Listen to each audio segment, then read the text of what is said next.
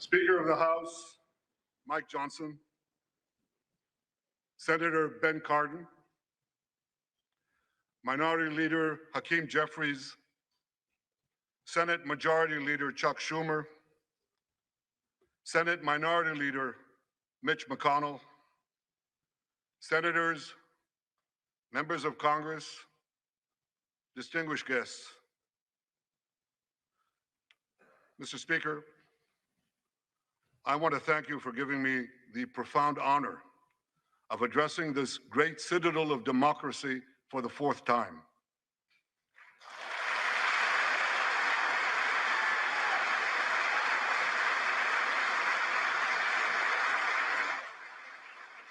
We meet today at a crossroads of history. Our world is in upheaval. In the Middle East, Iran's axis of terror confronts America, Israel, and our Arab friends. This is not a clash of civilizations. It's a clash between barbarism and civilization.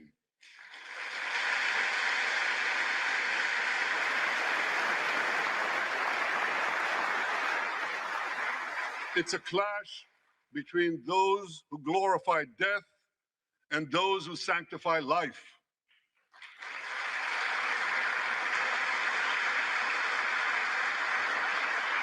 For the forces of civilization to triumph, America and Israel must stand together.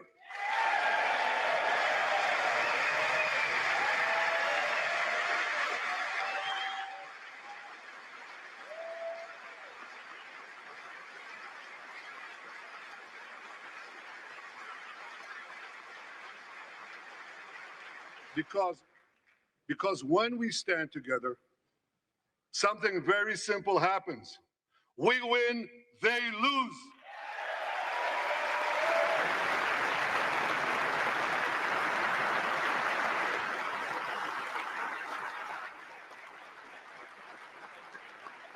And my friends, I came to assure you today of one thing: we will win.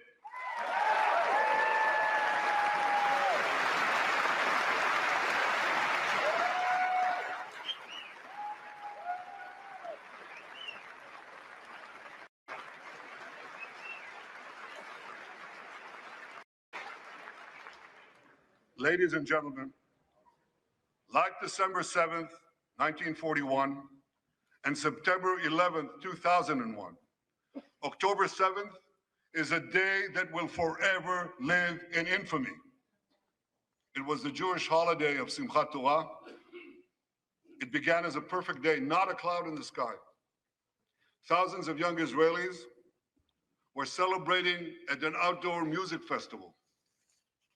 And suddenly, at 6:29 a.m., as children were still sleeping soundly in their beds in the towns and kibbutzim next to Gaza, suddenly heaven turned into hell. 3,000 Hamas terrorists stormed into Israel. They butchered 1,200 people from 41 countries, including 39 Americans. Proportionately, compared to our population size, that's like 20 9/11s in one day. And these monsters, they raped women, they beheaded men, they burned babies alive, they killed parents in front of their children, and children in front of their parents. They dragged 255 people, both living and dead, into the dark dungeons of Gaza. Israel has already brought home 135 of these hostages, including 7 who were freed in daring rescue operations.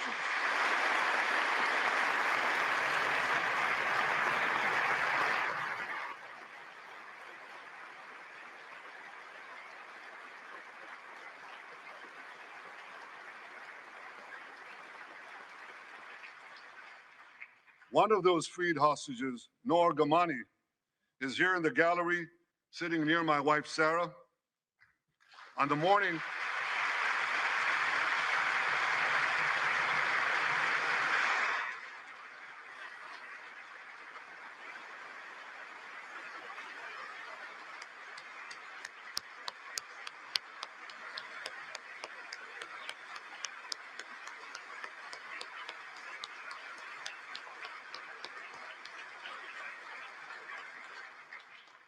On the morning of October 7th, the entire world saw Noah's look of desperation as she was violently abducted to Gaza on the back of a motorcycle. I met Noah's mother, Leora, a few months ago. She was dying of cancer. She said to me, "Prime Minister, I have one final wish.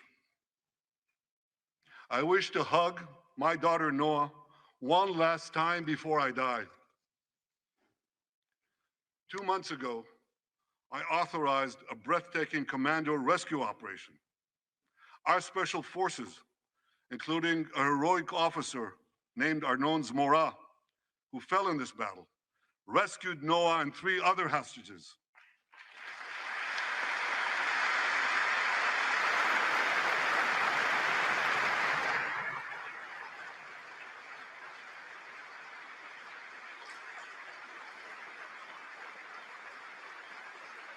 Noah,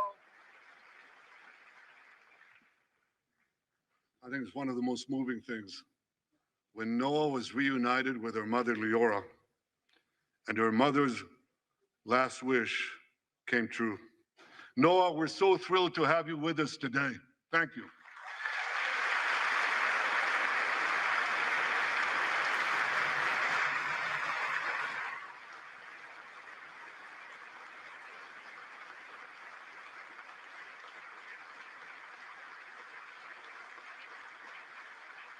Many hostage families are also here with us today, including Eliyahu Bibas. Eliyahu Bibas is the grandfather of those 2 beautiful red-headed boys, the Bibas boys, toddlers. And they were taken hostage with their mother and and Eliyahu's son. The entire family was taken hostage. 2 beautiful red-haired children taken hostage. What monsters. And with us also is Iris Chaim, whose son, Yotam, bravely escaped Hamas captivity with 2 other Israelis, and tragically they were killed making their way back to our lines. We have with us also the families of American hostages. They're here.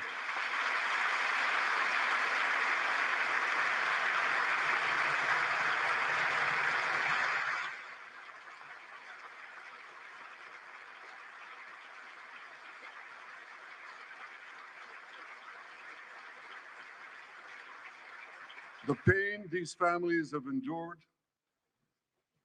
is beyond words. I met with them again yesterday, and I promised them this: I will not rest until all their loved ones are home, all of them.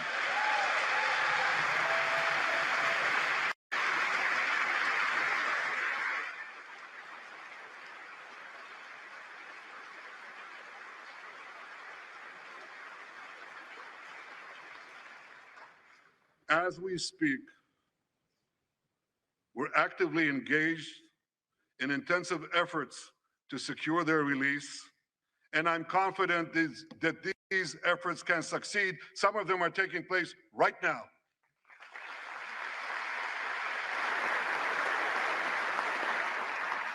I want to thank President Biden for his tireless efforts on behalf of the hostages and for his efforts to the hostage families as well.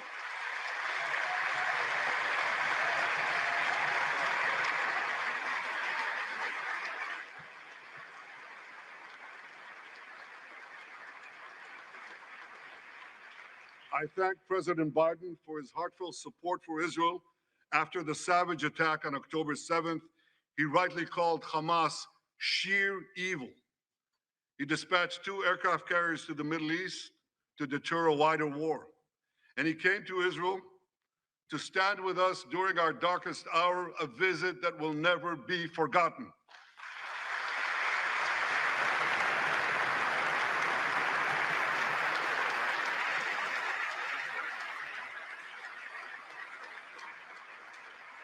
President Biden and I have known each other for over 40 years.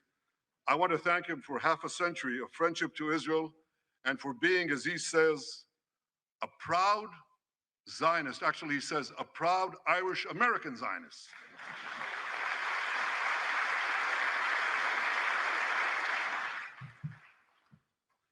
My friends, for more than 9 months, Israel's soldiers have shown boundless courage. With us today,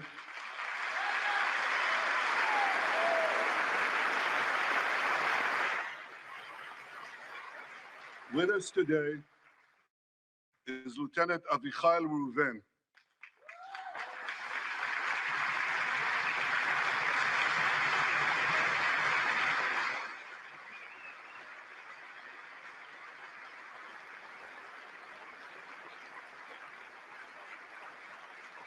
Avichai is an officer in the Israeli paratroopers.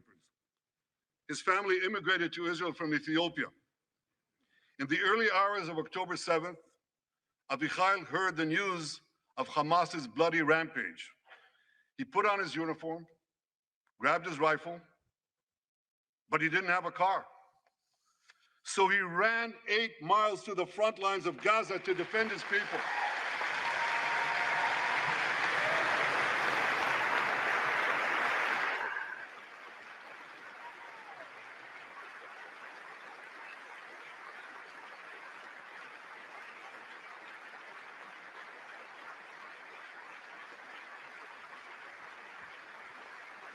You heard that right.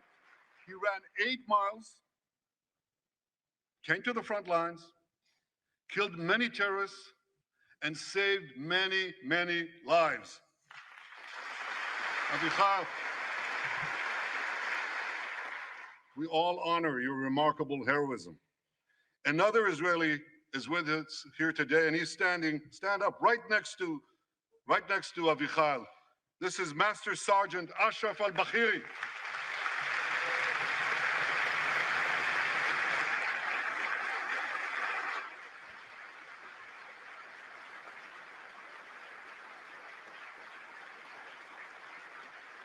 Ashraf is a Bedouin soldier from the Israeli Muslim community of Raat. On October 7th, Ashraf too killed many terrorists. First, he defended his comrades in the military base, and he then rushed to defend the neighboring communities, including the devastated community of Kibbutz Be'eri. Like Ashraf,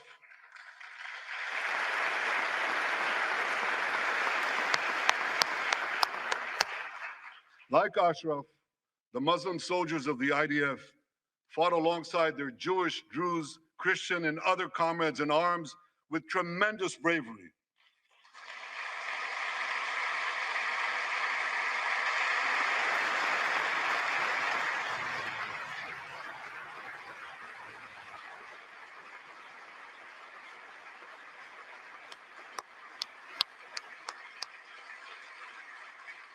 A third hero, Lieutenant Asa Sofer, is also here with us.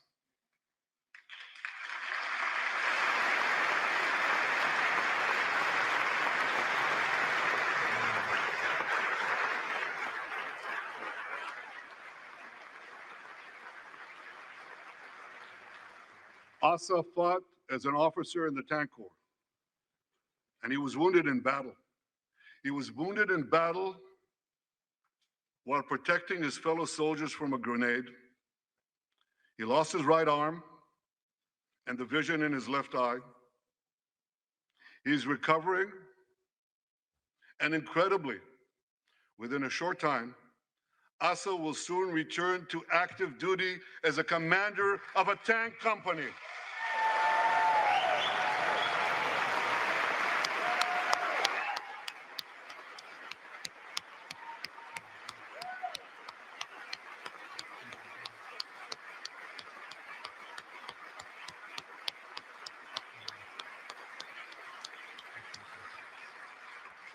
I just learned there is a fourth hero here, Lieutenant Jonathan Ben Chamo, who lost a leg in Gaza and continued to fight.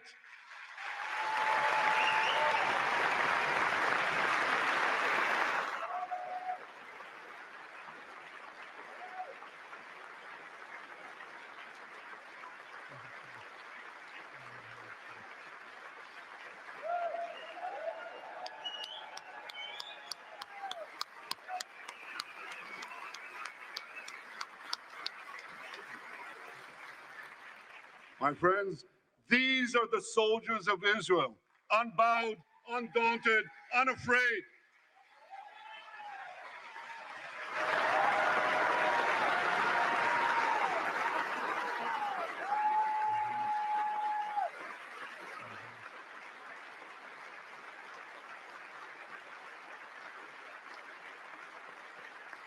As the Bible says, Am kelavi yakum. They shall rise like lions. They have risen like lions. The lions of Judah, the lions of Israel.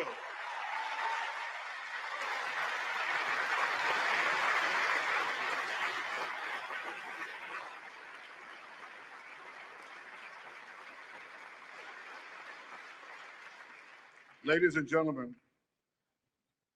the men and women of the IDF come from every corner of Israeli society, every ethnicity, every color, every creed, left and right, religious and secular. All are imbued with the indomitable spirit of the Maccabees, the legendary Jewish warriors of antiquity. With us today is Yechiel Leiter, the father of one of those Maccabees. Yechiel's father escaped the Holocaust and found refuge in America. As a young man, Yechiel moved to Israel and raised a family of 8 children. He named his eldest son, Moshe, after his late father. Moshe became an exemplary officer in one of our elite commando units. He served with distinction for 2 decades while raising 6 beautiful children of his own. On October 7th, Moshe volunteered to return to combat. 4 weeks later, he was killed when a booby-trapped mine exploded in a tunnel shaft right next to a mosque. At his son's funeral, Yechiel said this: "If the state of Israel had not been established after the Holocaust, the image engraved in our collective memory would have been the photograph of that helpless Jewish boy in the Warsaw Ghetto holding his hands up in the air with Nazi rifles pointed at him. But because of the birth of Israel," Yechiel continued, "because of the courage of soldiers like my son Moshe, the Jewish people are no longer helpless in the face of our enemies."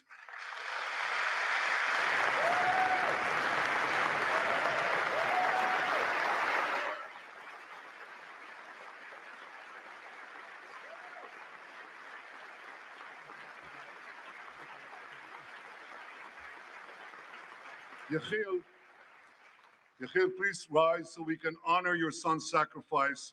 And I pledge to you and to all the bereaved families of Israel, some of whom are in this hall today, the sacrifice of your loved ones will not be in vain.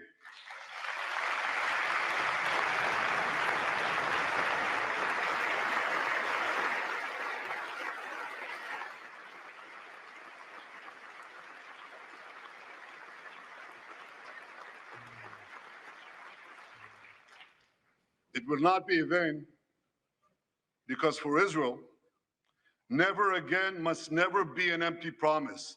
It must always remain a sacred vow. And after October 7th, never again is now.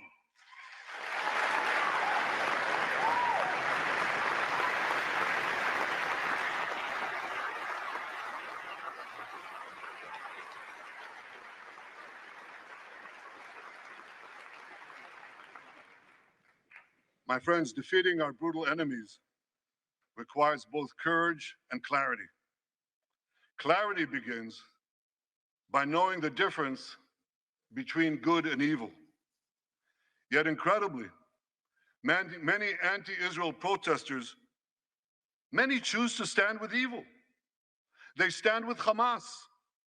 They stand with rapists and murderers. They stand with people who came into the kibbutzim, into a home. The parents hid the children, the 2 babies, in the attic, in a secret attic. They murdered the families, the parents. They found the secret latch to the hidden attic, and then they murder the babies. These protesters stand with them. They should be ashamed of themselves.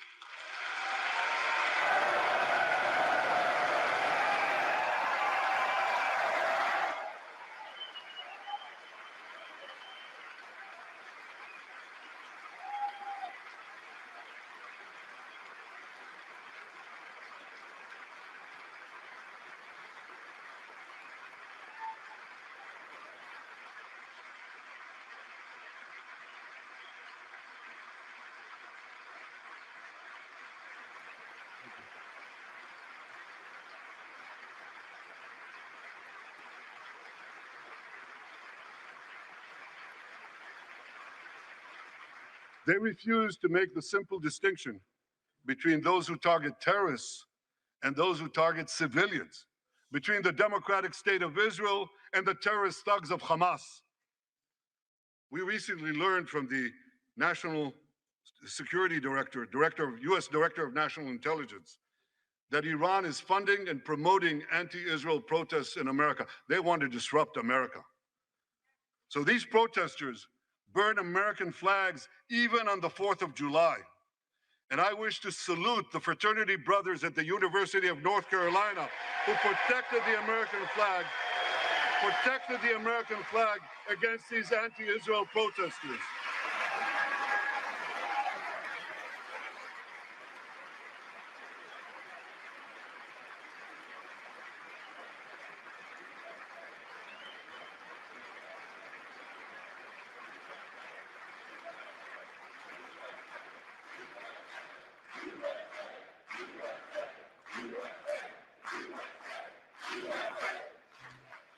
For all we know, Iran is funding the anti-Israel protests that are going on right now outside this building. Not that many, but they're there, and throughout the city. Well, I have a message for these protesters.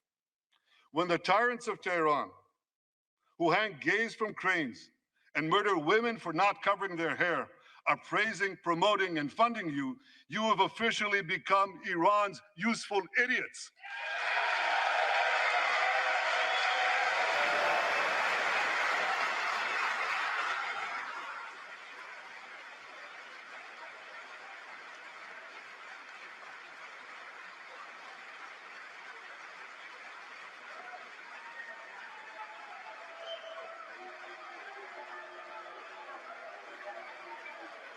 Some of these protesters, it's amazing, absolutely amazing. Some of these protesters hold up signs proclaiming gays for Gaza.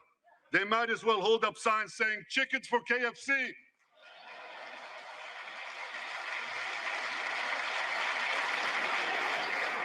These protesters chant from the river to the sea, but many don't have a clue what river and what sea they're talking about.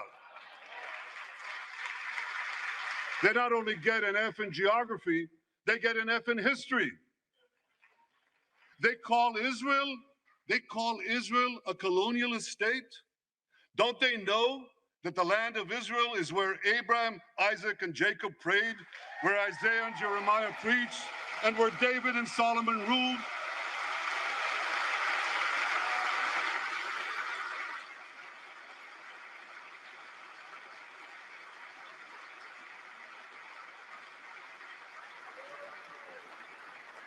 For nearly 4,000 years, the land of Israel has been the homeland of the Jewish people. It's always been our home. It will always be our home.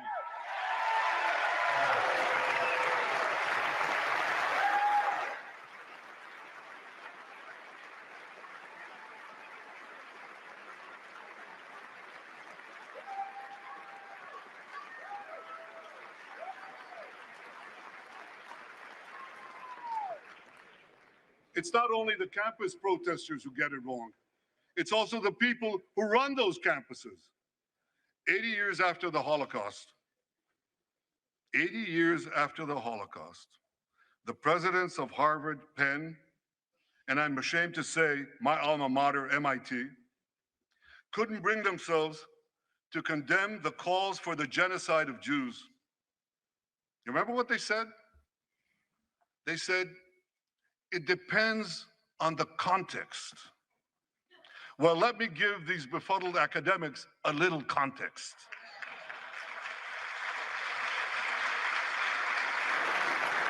Anti-Semitism is the world's oldest hatred. For centuries, the massacre of Jews was always preceded by wild accusations. We were accused of everything from poisoning wells to spreading plagues, to using the blood of slaughtered children to bake Passover matzahs. These preposterous anti-Semitic lies led to persecution, mass murder, and ultimately to history's worst genocide, the Holocaust. Now, just as malicious lies were leveled for centuries at the Jewish people, Malicious lies are now being leveled at the Jewish state. No, don't applaud. Listen. The outrageous slanders that paint Israel as racist and genocidal are meant to delegitimize Israel, to demonize the Jewish state, and to demonize Jews everywhere. And no wonder we've witnessed an appalling rise of anti-Semitism in America and around the world. My friends, whenever and wherever we see the scourge of anti-Semitism, we must unequivocally condemn it and resolutely fight it, without exception.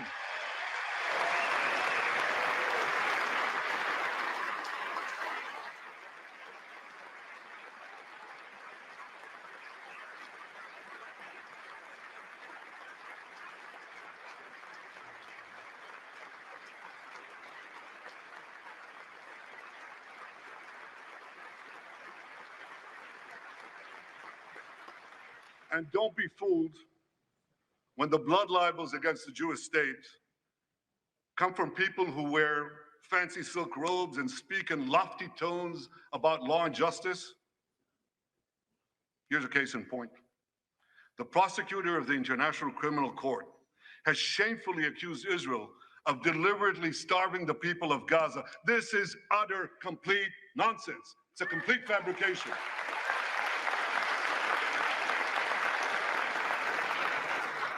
Israel has enabled more than 40,000 aid trucks to enter Gaza. That's 500,000 tons of food. And that's more than 3,000 calories for every man, woman, and child in Gaza.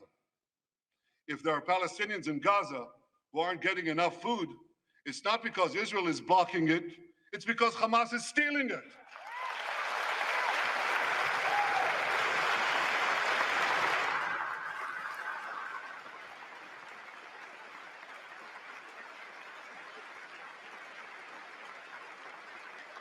So much for that lie, but here's another. The ICC prosecutor accuses Israel of deliberately targeting civilians. What in God's green earth is he talking about?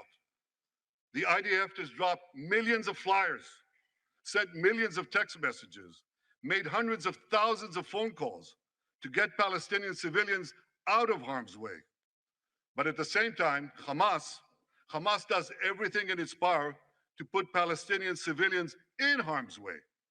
They fire rockets from schools, from hospitals, from mosques. They even shoot their own people when they try to leave the war zone. A senior Hamas official, Fatri Hamad, boasted, listen to this, he boasted that Palestinian women and children excel at being human shields. His words, excel at being human shields. What monstrous evil. For Israel, every civilian death is a tragedy. For Hamas, it's a strategy. They actually want Palestinian civilians to die so that Israel will be smeared in the international media and be pressured to end the war before it's won. This would enable Hamas to survive another day, and as they vowed, to carry out October 7th again and again and again. Well, I want to assure you, no matter what pressure is brought to bear, I will never allow that to happen.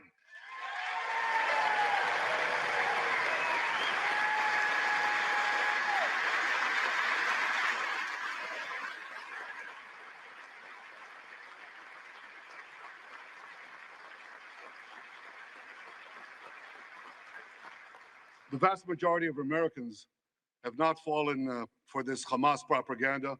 They continue to support Israel. And I want to say thank you, America, and thank you, senators and House members who continue to support us, continue to support Israel, continue to support the truth and see through the lies.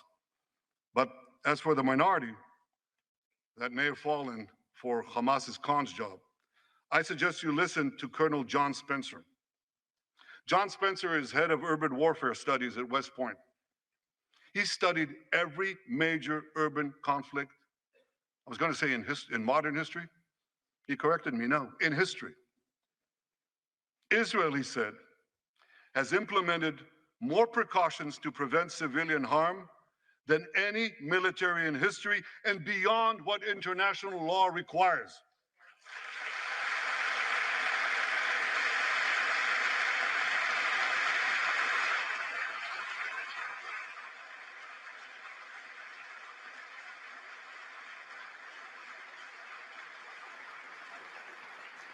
That's why, despite all the lies you've heard, the war in Gaza has one of the lowest ratios of combatants to non-combatants casualties in the history of urban warfare. And you want to know where it's lowest in Gaza? It's lowest in Rafah. In Rafah. Remember what so many people said? If Israel goes into Rafah, there'll be thousands, maybe even tens of thousands of civilians killed. Well, last week, I went into Rafah. I visited our troops as they finished fighting Hamas's remaining terrorist battalions. I asked the commander there, how many terrorists did you take out in Rafah? He gave me an exact number, 1,203. I asked him, how many civilians were killed? He said, Prime Minister, practically none, with the exception of a single incident where shrapnel from a bomb hit a Hamas weapons depot and unintentionally killed 24 people. The answer is practically none. You want to know why? Because Israel got the civilians out of harm's way, something people said we could never do, but we did it.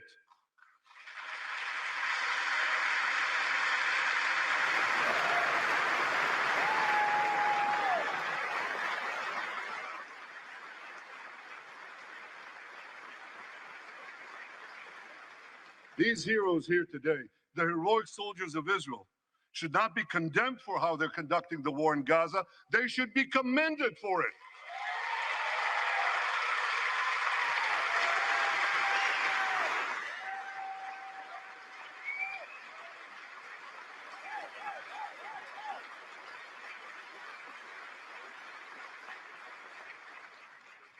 I want to thank all of you here today who forcefully opposed the false accusations of the ICC and stood up for the truth. These lies are not only libelous, they're downright dangerous. The ICC is trying to shackle Israel's hands and prevent us from defending ourselves. And if Israel's hands are tied, America is next. And I'll tell you what else is next. The ability of all democracies to fight terrorism will be imperiled. That's what's on the line. So let me assure you, the hands of the Jewish state will never be shackled. Israel will always defend itself.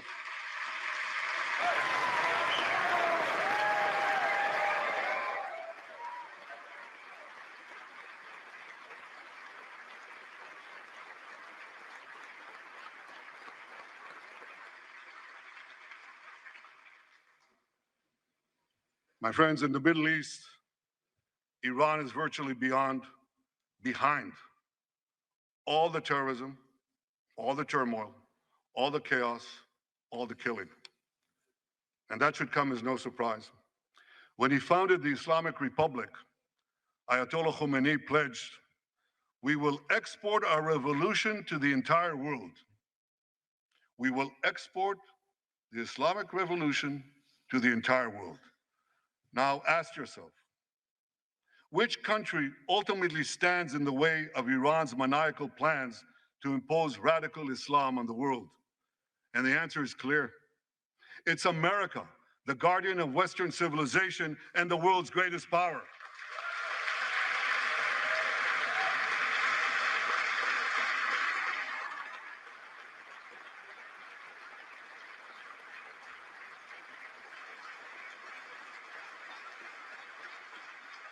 That's why Iran sees America as its greatest enemy. Last month, we heard a revealing comment, ostensibly about the war in Gaza, but about something else. It came from the foreign minister of Iran's proxy, Hezbollah, and he said this is not a war with Israel. Israel, he said, is merely a tool. The main war, the real war, is with America. Iran's regime has been fighting America from the moment it came to power. In 1979, it stormed the American embassy. It held scores of Americans hostage for 444 days. Since then, Iran's terrorist proxies have targeted America in the Middle East and beyond. In Beirut, they killed 241 US servicemen. In Africa, they bombed American embassies. In Iraq, they supplied explosives to maim and kill thousands of American soldiers. In America, they actually sent death squads. They sent death squads here to murder a former Secretary of State and a former National Security Advisor. And as we recently learned, they even brazenly threatened to assassinate President Trump. But Iran understands that to truly challenge America, it must first conquer the Middle East.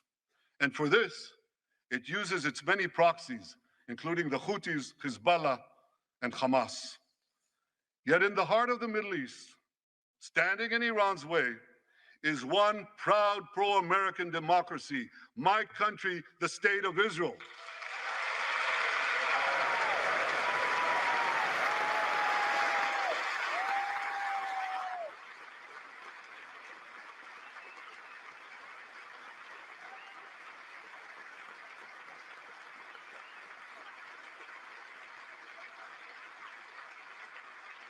That's why the mobs in Tehran chant death to Israel before they chant death to America.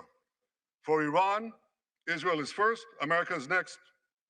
So when Israel fights Hamas, we're fighting Iran. When we fight Hezbollah, we're fighting Iran.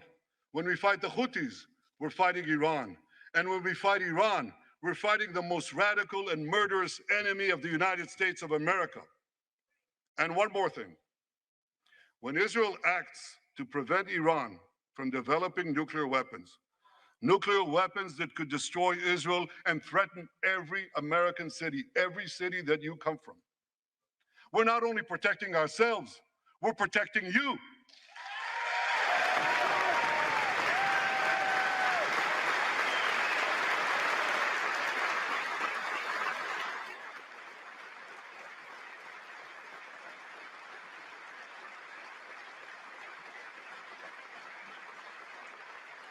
My friends, if you remember one thing from the speech, remember this. Our enemies are your enemies. Our fight is your fight, and our victory will be your victory.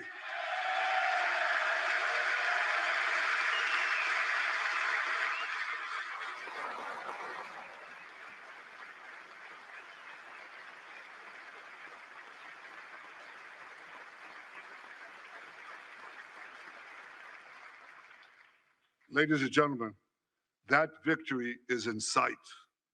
Israel's defeat of Hamas will be a powerful blow to Iran's axis of terror. Another part of that axis, Hezbollah, attacked Israel on October 8th, a day after the Hamas attack. It has launched thousands of missiles and drones against us.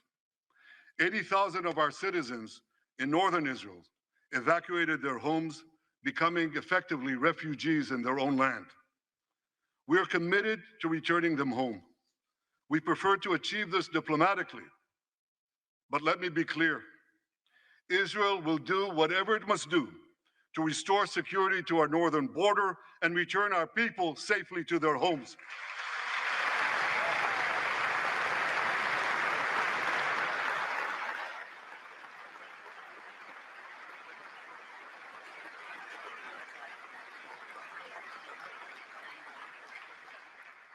Last Friday, a third Iranian proxy, the Houthis, attacked Tel Aviv with a deadly drone.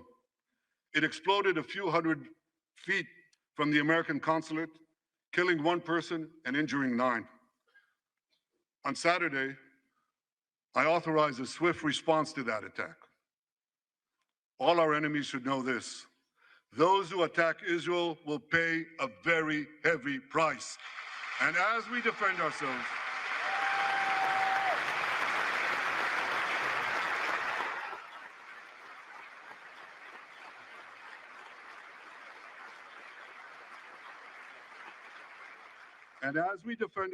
on all fronts, I know that America has our back, and I thank you for it. All sides of the aisle, thank you.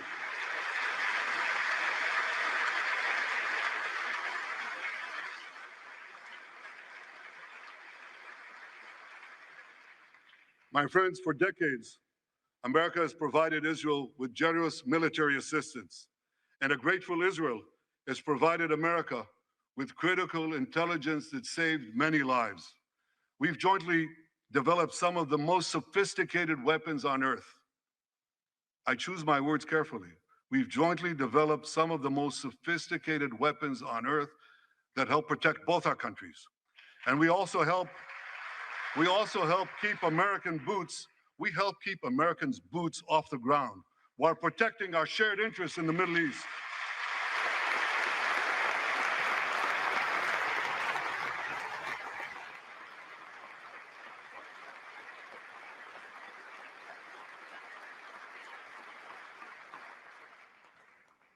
I deeply appreciate America's support, including in this current war.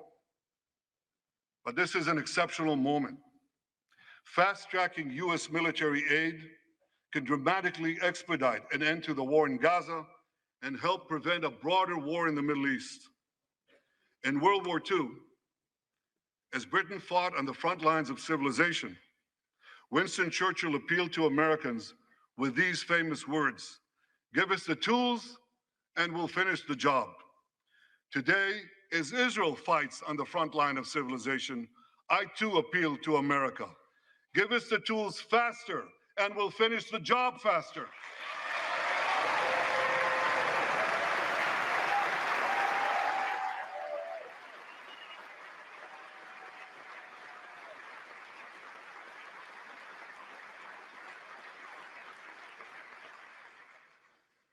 My dear friends, the war in Gaza could end tomorrow if Hamas surrenders, disarms, and returns all the hostages.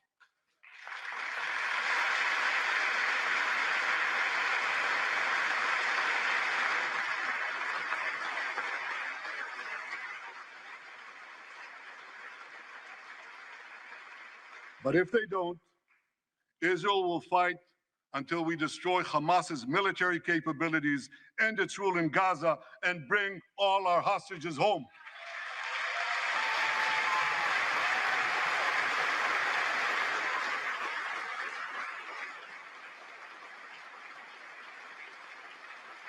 That's what total victory means, and we will settle for nothing less.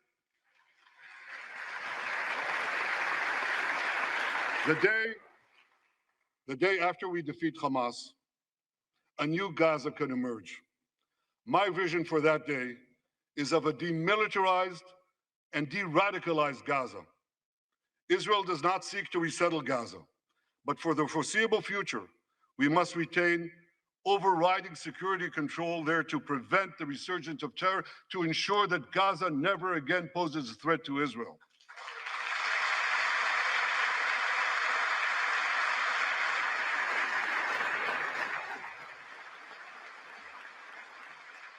Gaza should have a civilian administration run by Palestinians who do not seek to destroy Israel. That's not too much to ask. It's a fundamental thing that we have a right to demand and to receive.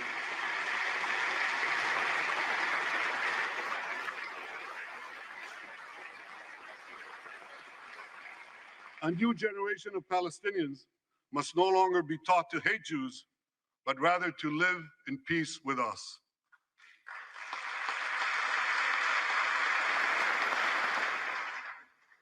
Those twin words, demilitarization and de-radicalization, those two concepts were applied to Germany and Japan after World War II, and that led to decades of peace, prosperity, and security. Following our victory, with the help of regional partners, the demilitarization and de-radicalization of Gaza can also lead to a future of security, prosperity, and peace. That's my vision for Gaza.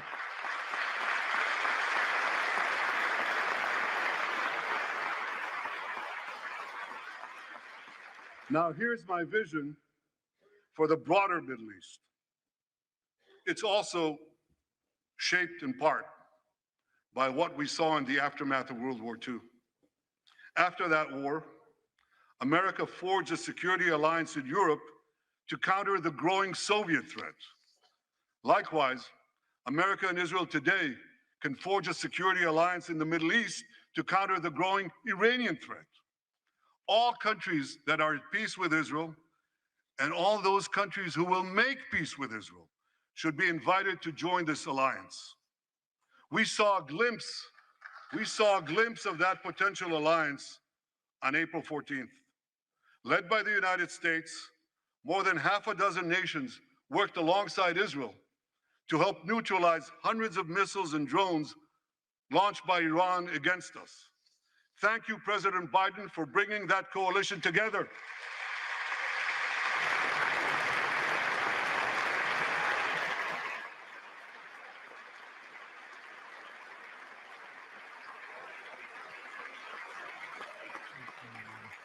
The new alliance I envision would be a natural extension of the groundbreaking Abraham Accords.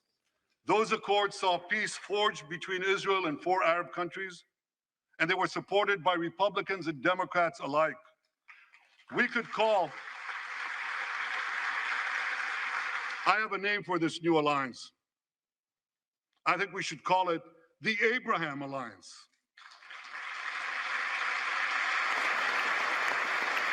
I want to thank President Trump for his leadership in brokering the historic Abraham Accords.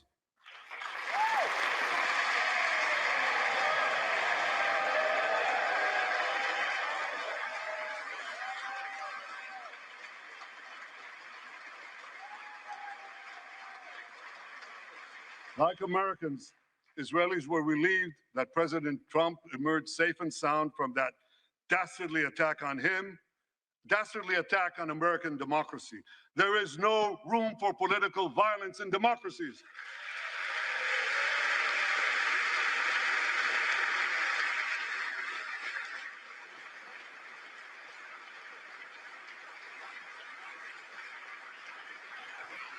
I also want to thank President Trump for all the things he did for Israel, from recognizing Israel's sovereignty over the Golan Heights, to confronting Iran's aggression, to recognizing Jerusalem as our capital and moving the American embassy there.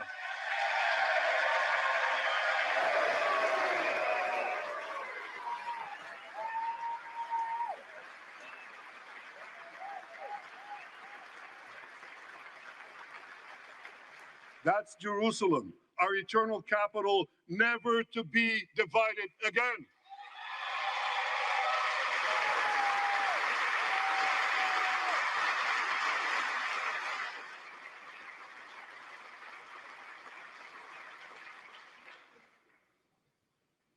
My dear friends, Democrats and Republicans, despite these times of upheaval, I'm hopeful about the future. I'm hopeful about Israel because my people, the Jewish people, emerged from the depths of hell, from dispossession and genocide. And against all odds, we restored our sovereignty in our ancient homeland. We built a powerful and vibrant democracy, a democracy that pushes the boundaries of innovation for the betterment of all humanity. I'm hopeful about America because I'm hopeful about Americans. I know how much the people of this country have sacrificed to defend freedom. America will continue to be a force for light and good in a dark and dangerous world. For free peoples everywhere, America remains the beacon of liberty its extraordinary founders envisioned back in 1776.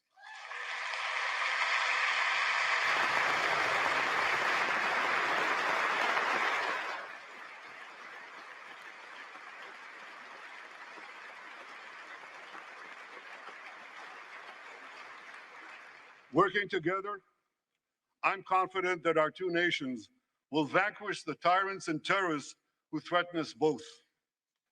As Israel's Prime Minister, I promise you this: no matter how long it takes, no matter how difficult the road ahead, Israel will not relent Israel will not bend. We will defend our land. We will defend our people. We will fight until we achieve victory. Victory over liberty, rather victory of liberty over tyranny, victory of life over death, victory of good over evil. That's our solemn commitment.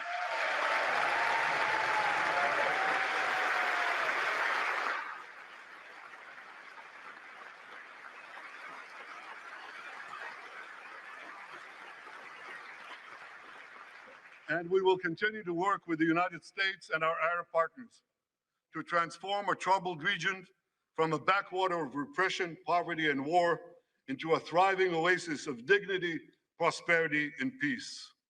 In this noble mission, as in many others, Israel will always remain America's indispensable ally. Through thick and thin,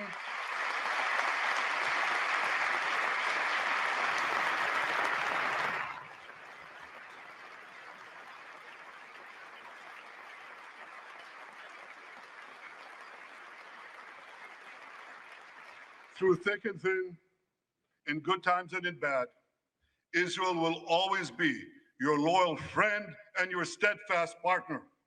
On behalf of the people of Israel, I came here today to say thank you, America. Thank you for your support and solidarity.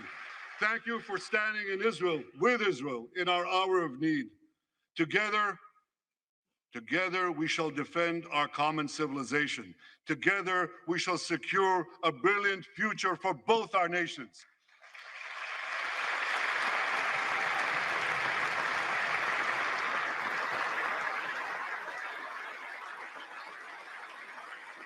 May God bless Israel, may God bless America, and may God bless the great alliance between Israel and America forever.